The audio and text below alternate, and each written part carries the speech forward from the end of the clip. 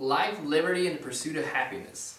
These simple words were written very long ago by some very, very smart people. They were meant to help protect people's rights, to help set people so they can live their lives to the fullest and to the happiest point. But recently, what those words mean, life, liberty, and pursuit of happiness, come down to this: the dollar. What this means is money controls everything now. Money sets how people see you, what your social status is, and how you as an individual you evaluate yourself. I would like to present a scenario to illustrate what I will be discussing today. Under our current legal system, it is acceptable to legally buy an adult a $100 meal and then take that person home, have consensual casual sex. It is also legal under our system to pay $6,000, take a nice trip to Cancun for the weekend, and again, have consensual casual sex. But under our criminal justice system, under our legal system, it is not legal to pay a person $100 or that same $6,000 directly for sex. Why is this? Is sex not a natural desire that falls under all of our pursuit of happiness?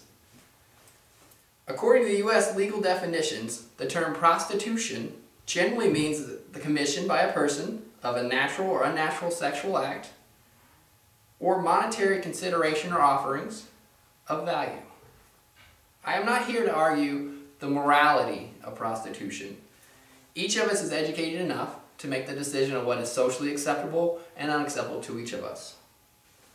I am simply arguing that the fact should be prostitution that is legalized, and if it's legalized, thus it can be monitored and it can be regulated. Currently, sexually transmitted diseases, HIV, violent crimes are on the rise, while each state's funding to combat all of these different areas is dropping incredibly. This is evident in Indiana's current issue with our school program, which has cut hundreds of jobs from teachers in Indiana and has cut hundreds of programs out of schools that kids need because of funding issues.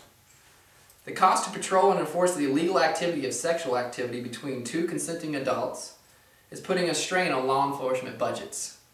This money should be better utilized and reapplied to combating violent crimes and violent criminals instead of victimless offenses such as prostitution.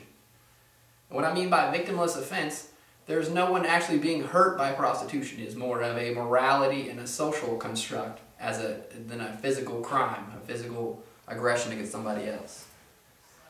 According to Hastings Law Journal, 16 of the nation's largest cities showed that only 28% of reported violent crimes resulted in an arrest. It also went on to state that those 16 cities that made the arrest of prostitutes made as many arrests for prostitutes as they did for those violent offenses. Last year, police in Boston, Cleveland, and Houston arrested twice as many people as they did for all the rapes, homicides, robberies, and assaults that were committed in those cities. Basically, what this information is saying is that 90% of the violent offenders presented here evaded arrest and prosecution. To bring the reality of the financial burden of not legalizing prostitution, let's look at what one Los Angeles government official stated. He estimated that prostitution enforcement was costing Los Angeles over $100 million, according to the Hastings Law Journal. This is $100 million that could be better invested into the city, into the school system, into the roads, into lots of things like healthcare. All kinds of things could be invested with. Another factor is becoming a growing problem is the overcrowding of our jails and prisons across the nation. Prisons are becoming overcrowded and overworked. Indiana holds a 1-year imprisonment and a $5,000 fine for your first offense of getting a prostitute or trying to solicit a prostitute. So while our prisons are running short on space and manpower, non-violent criminals are being sent to jail for crimes that are human natural drives and procreation. Dennis Martin, the president of the National Association of Chiefs of Police, declared that prostitution law enforcement is much more time-consuming and police forces are short-staffed as it is. according to the Freedom Daily. Also according to the Freedom Daily, wrote national surveys have shown that 94% of citizens in the U.S. believe that police do not respond quickly enough to calls for help. And the endless enforcement of prostitution is one cause that ties many of the police forces up so the response to violent crimes is slowed. It is also interesting that over 20 states are currently under court order to reduce prison overcrowding. The easiest way to reduce prison overcrowding would be to legalize prostitution. The rise of sexually transmitted diseases is on the rise in a dramatic amount. This is in part thanks to a new drug for the elderly, such as Viagra and Cialis, which have led to longer sex lives for the elderly. The large problem with STDs is that when STDs rise, so does the rise of HIV and AIDS. With the current law, the prostitutes that are on the street currently are not required to be tested, and most of them, the problem is, do not know that they are carrying HIV or AIDS as they are passing it along to these new clients. Some simple stats to help illustrate the fact is, Newark, New Jersey, 57% of the prostitutes on the street that were tested found that they were positive for HIV. In New York City, 35% of the prostitutes tested on the street found that they were HIV positive and didn't know it.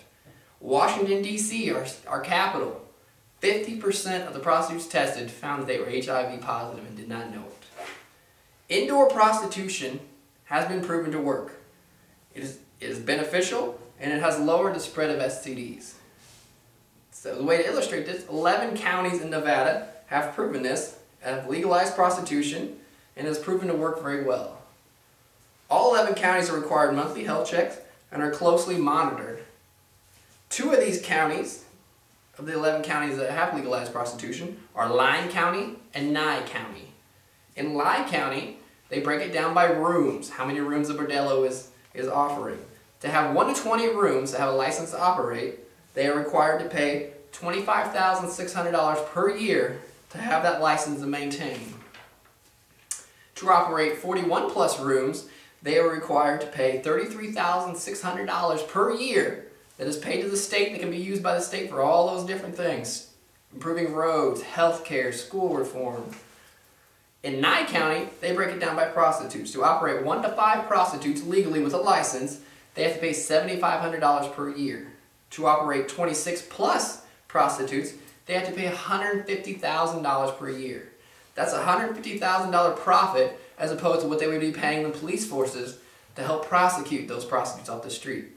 And the positive thing here is all of these houses that are legalized, all 11 counties require them to be legally tested each month, and they have to be health checked. All that has to be approved and is closely monitored.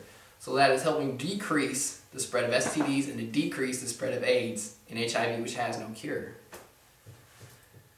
As long as people have both money and sexual frustration, some people will continue paying other people to gratify their desires. The issue is not whether or not prostitution is morally correct, but whether police enforcement is making society safer. As the facts stand, we will benefit more from the legalization of prostitution. I would like to thank all of you for coming out for my speech. Thank you.